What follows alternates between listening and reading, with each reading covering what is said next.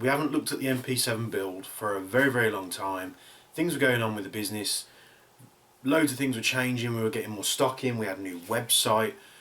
Tons of engineering work to get through. There was a massive backlog, as well as changing address as well for the time being. We closed the store, the walk-in store. That's now just offices, and we have like a warehouse where all the internet orders are shipped from. There was a lot going on, so the project sort of got a bit stagnant and they just got shelved.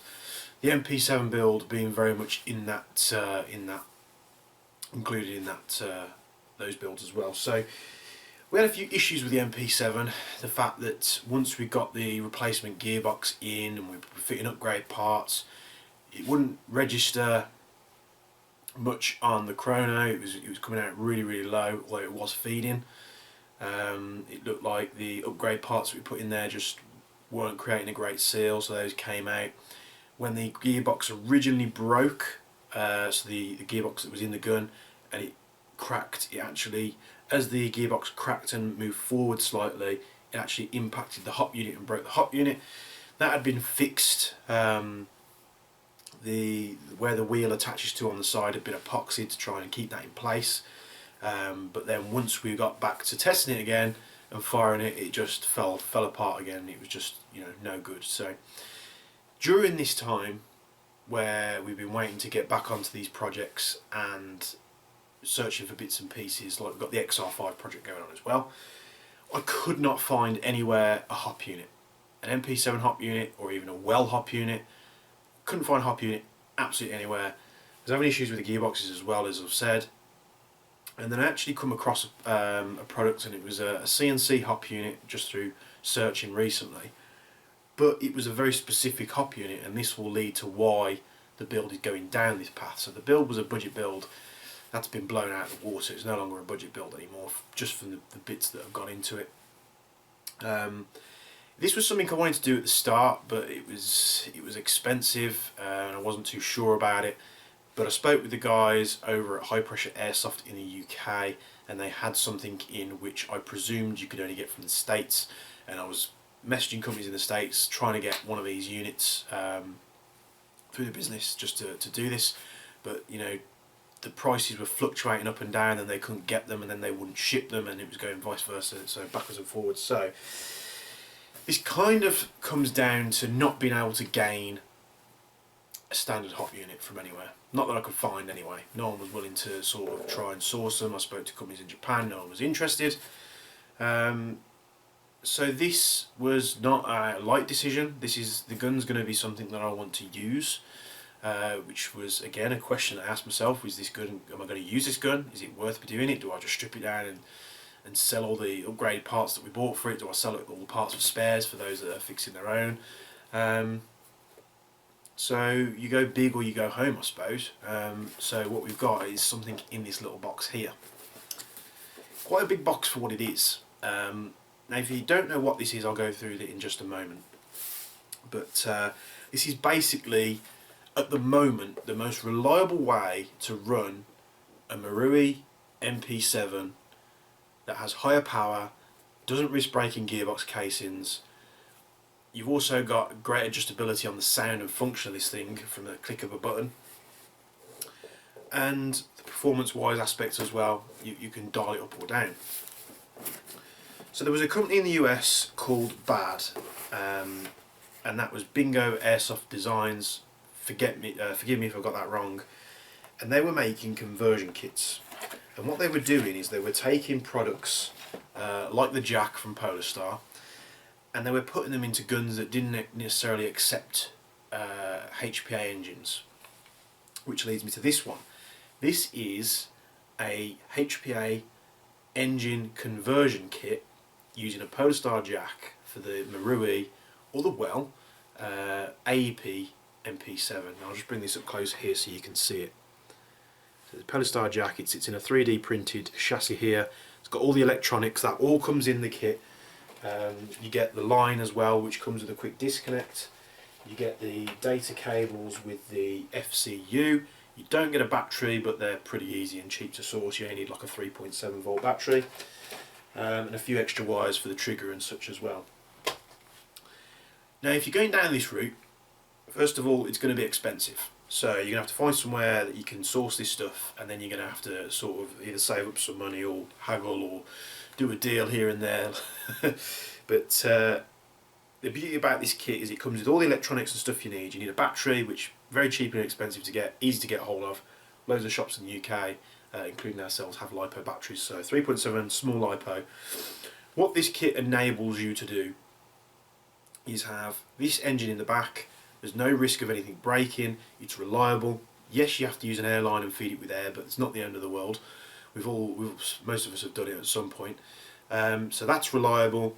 The CNC hop unit that I found, which will replace the broken one in the MP7, is made for this unit, so it literally fixes onto this unit with 2 grub screws, so feed and performance is super reliable. I've got all the barrel and hop upgrades anyway. We probably sell the gearboxes and stuff off to those that want them, so if you do, just get in contact. And you're not struggling for battery space at the front now. In one of the videos we did go through getting some small 7.4 LiPos, and we were switching them over to mini Deans and we was going to put them in the front, and although they did fit, they were a bit of a snug fit, we won't have to worry about that as well. You've got to get the FCU in there, a tiny 3.7 volt LiPo battery, and then literally as that's all in, you connect your airline up, put your hose on, and then if you want some more FPS, you just turn the PSI up. If you want less FPS, you turn the PSI down. Again, reliable, shoots single and fully automatic. You can dial up or down the rounds per second. You can have faster rate of fire, slower rate of fire. You could match what the real MP7 does. That's the adjustability that it has. You can also do burst and loads of other cool features. You can even lock it to semi as well. And the next thing is probably another one that sort of ticked the box for me for getting this unit for the MP7, is that if you've ever shot anything that has a HPA engine in it, whether it be an AEG or what other else item, gas sniper rifles as well sometimes are the same. The only sound you really have, I mean there's not a lot of sound from the solenoid, the sound you have is the air coming out of the barrel, or the unit, sorry. So air comes out of the unit into the barrel, projects the BB down the barrel, and then you have air escaping out the end of the barrel. So if you fit a suppressor on something that's got a HP engine in it, you can make them extremely quiet. Or on the complete opposite side, you can fit like a Noveski amplifier and have it really loud. You know, you can go from one extreme to the other. If you're buying this off the shelf for your MP7, you want to convert it to HPA, and you don't have the right running gear for this thing, it is going to cost you a lot more. Now this in the UK retails for about £4.85, so it's not a cheap unit whatsoever. You do get most things that you need. And again, another reason for me choosing this method is that I have air tanks, I have regulators from back in the day when I used to run my 416C with the Polestar in, when Polestars first came out. So I've got all that running gear, which I used to use for a KJ Works M700 as well. I've got the connectors, so all that's pretty much pre-bought. I managed to get some other tanks like last year when I was running the sniper rifle, because I wanted some spare tanks to fill off as well. The beauty about it now is you can, on the website you'll see we've got the Dominator air compressors. Yes, they're not cheap, but over time you're probably going to save money, because instead of going to a paintball shop and getting the tanks filled up for like 5 to 7, maybe even more pounds per tank, you can just hook it up to compressor, turn it on, and fill up to 4,500 psi. So I'm just getting a call here. Let's just get rid of that.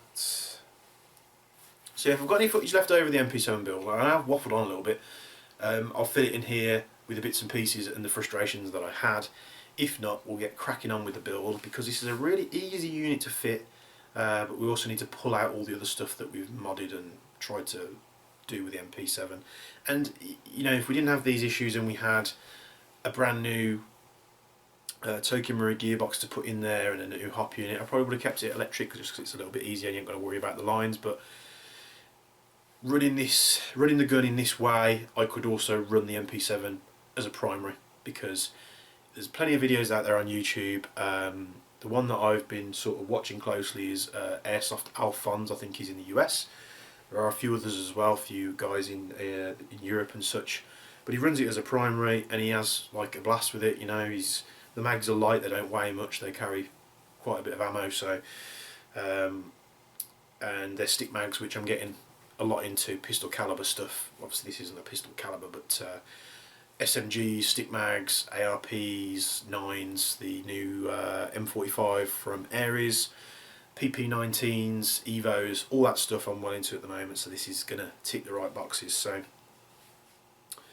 give you a quick close up of that. As you can see it, you can see the electronics on there. You've just got a few connectors to fit into. It's extremely small, as you can see from the palm of my hand, just like the MP7 gearbox. Can't wait to get these fitted. Hope I haven't annoyed a load of you out there that were following the gearbox situation, but I just cannot get the required parts from around the web. And if someone turns around now and says I've got a spare Toyko Marui MP7 hop up, I'm probably going to shoot myself, so please don't do that. So yeah, let's get on with the build, and thank you for following the series and requesting more episodes. I'm glad that this series has a bit of following. I didn't realise how well it would be perceived. And if we're not going straight into fitting this thing, I'll see you in the next video. Bye bye.